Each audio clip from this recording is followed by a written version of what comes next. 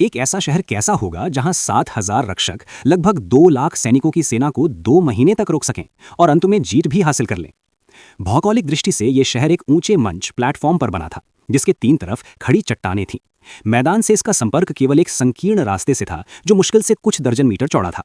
पहली नजर में यह जगह बहुत असाधारण नहीं लगती, लेकिन इसी भूगोल ने इसे एक ऐसा किला बना दिया जहां 1 बनाम 30 के अनुपात वाली रक्षा संभव हो गई।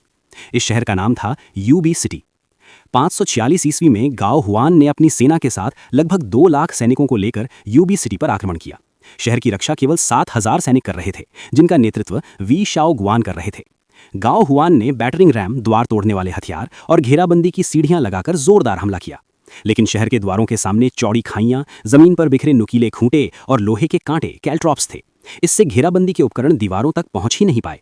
जब सैनिक सीढ़ियों से चढ़ने लगे तो रक्षकों ने ऊपर से भारी पत्थर और लुढ़कते हुए लकड़ी के लट्ठे गिराए। इससे सीढ़ियों के जरिए शहर पर कब्जा करना लगभग असंभव हो गया। इसके बाद गाओ हुआन ने सीज टावर, घेराबंदी टावर बनवाए, जो शहर की दीवारों जितने ऊंचे थे। इससे उनके तीरंदाज बराबर ऊंचाई से हमला कर सकते थे। साथ ही कैटापल्ट का इस्तेमाल भी किया गया। लेकिन रक्षकों ने पहले से तैयारी कर रखी थी।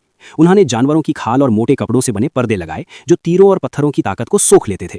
यानी नरमी से कठोर ताकत का मुकाबला किया गया। गाओ हुआन ने इन पर्दों को जलाने के लिए लंबे डंडों पर आग लगाकर हमला कराया, लेकिन रक्षकों ने लंबे हत्थों वाले हथियारों से इन डंडों को काट दिया और आग फैलने से रोक दिया।